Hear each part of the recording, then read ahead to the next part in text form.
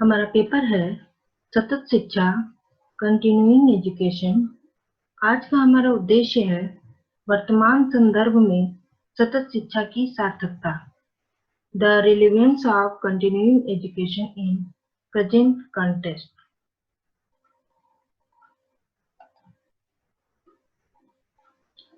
वर्तमान संदर्भ में सतत शिक्षा की क्या सार्थकता है, यह हम देखेंगे।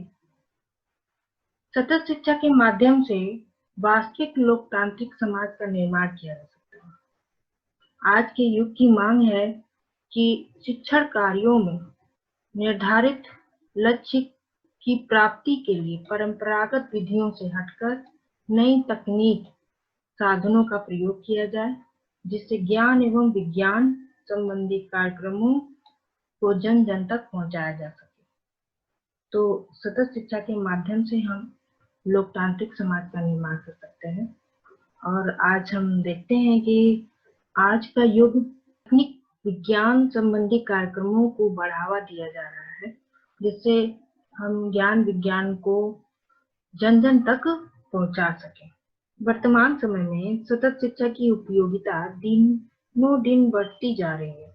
शिक्षा मुफ्त रूप से प्रदान की जाए, वह सर्वसुलभ एवं जीवन उपयोगी हो, इसका आज अत्यधिक महत्व है, क्योंकि यह स्कूल से हटकर व्यक्ति के विकास पर बल प्रदान करती है।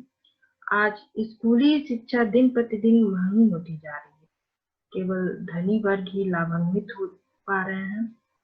समाज के कमजोर वर्ग ऐसी सुविधाओं से वंचित रह रहे हैं। इसके अंतर्गत सतत शिक्षा में जो भी कमजोर वर्ग हैं, उनकी सुविधाओं के बारे में प्रयास किया जा रहा है, सुविधाओं को बताया जा रहा है।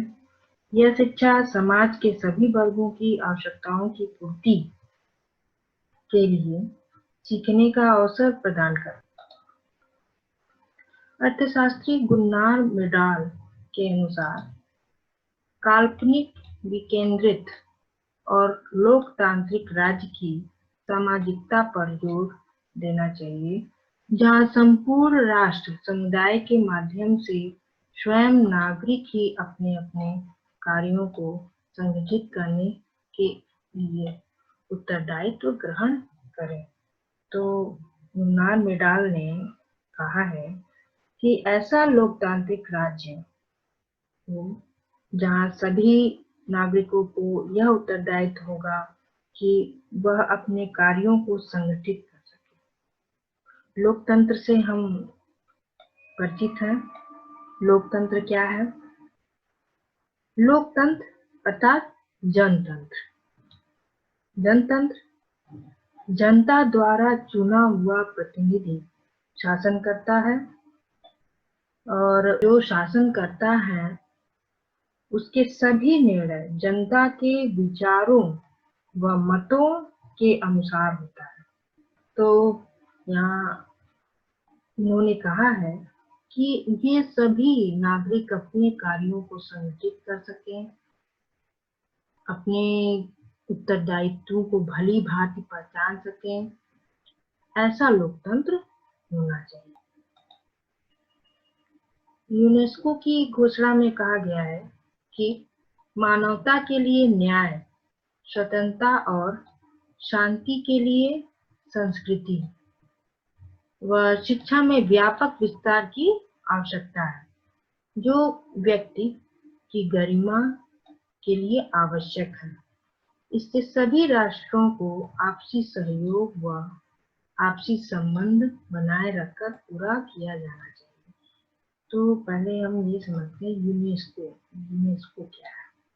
जब द्वितीय विश्व युद्ध हुआ था, तो उस समय यूएनओ, यूनाइटेड नेशन ऑर्गेनाइजेशन की स्थापना की गई। विभिन्न देशों ने मिलकर यूनाइटेड नेशन ऑर्गेनाइजेशन की स्थापना की। इसका प्रमुख उद्देश्य था विश्व में शांति बनाए रखना। विश्व में शांति बनाए रखना, इसके लिए अंतर्राष्ट्रीय अवबोध की भावना को विकसित करना समझा गया था। 1945 में यूनेस्को की स्थापना हुई। UNESCO United Nation Educational, Scientific and Cultural Organisation. UNESCO United National United Nations Educational, Scientific and Cultural Organisation की स्थापना 1945 में की गई। इसका प्रमुख उद्देश्य शिक्षा के अंतर्गत साक्षरता, विज्ञान, सतत विकास, संस्कृति, संचार व सांस्कृतिक विविधता को बढ़ावा देना था। इसके अंतर्गत यूनेस्को के अंतर्गत ये उद्देश्य निर्धारित किए गए थे। वर्तमान परिदृश्य में सतत शिक्षा की सार्थकता के कारण क्या है? सतत शिक्षा को वर्तमान परिदृश्य में सार्थक रूप में देखते हैं। पहला है निरक्षरता के निवारण हेतु। निरक्षरता के निवारण हेतु तो देश में निरक्षरता को दूर करने के लिए विभिन्न कार्यक्रम जैसे राष्ट्रीय साक्षरता मिशन, प्रौढ़ शिक्षा कार्यक्रम बनाए गए हैं। सतत शिक्षा के अंतर्गत हम सभी जानते हैं कि वे युवक व प्रौढ़ शिक्षा प्राप्त कर सकते हैं जिनकी शिक्षा या तो शुरू नहीं हुई या फिर पूरी नहीं हो पाई। तो ऐसे युवक व प्रौढ़ सतत शिक्षा के अंतर्गत शिक्षा प्राप्त कर सकते हैं। जनतंत्री मूल्यों के विकास के लिए जनतंत्री मूल्य सतत शिक्षा के माध्यम से प्रत्येक नागरिक को किसी भी आयु में शिक्षा प्राप्त कर सकता है।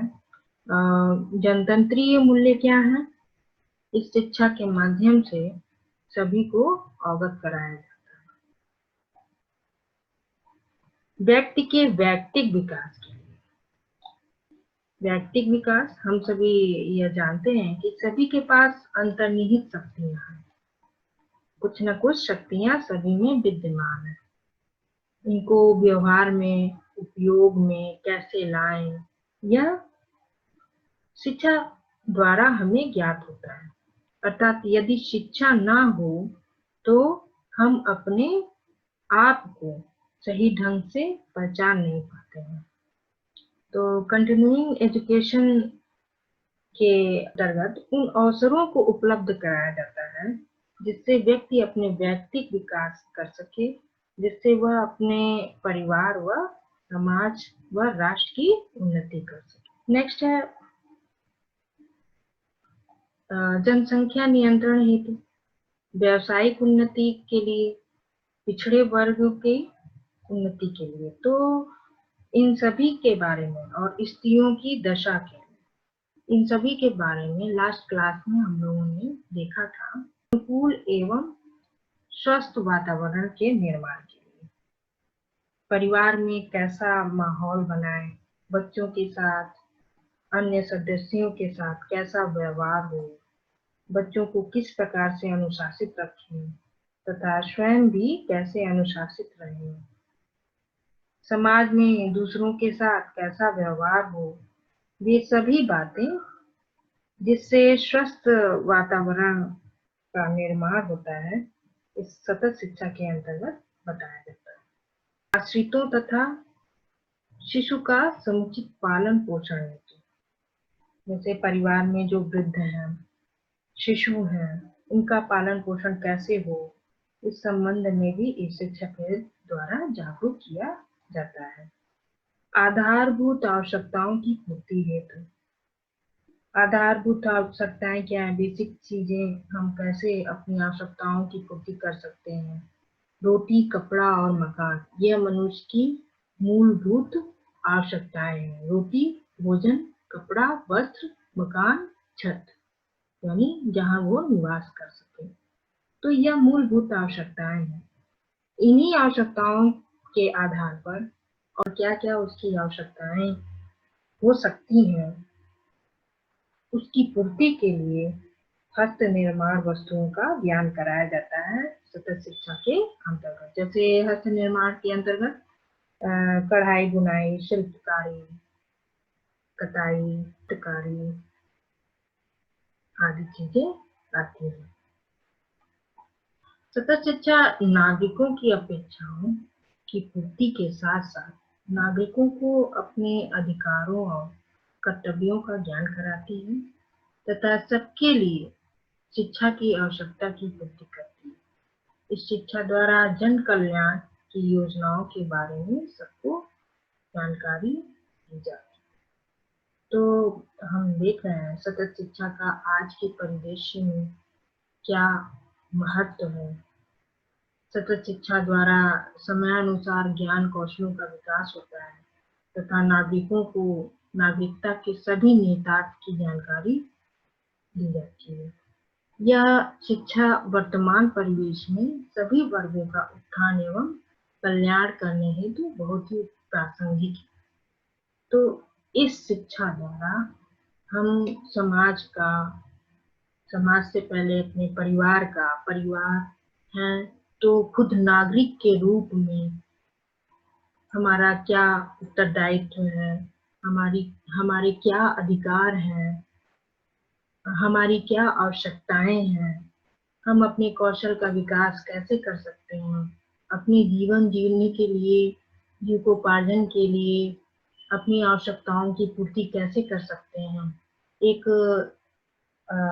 सभ्य समाज व सुरक्षित माहौल, सभ्य वातावरण का निर्माण हम कैसे करें, अपने परिवार को अनुशासित कैसे करें, यह सभी के बारे में सतत शिक्षा के द्वारा जानकारी दी जाती है।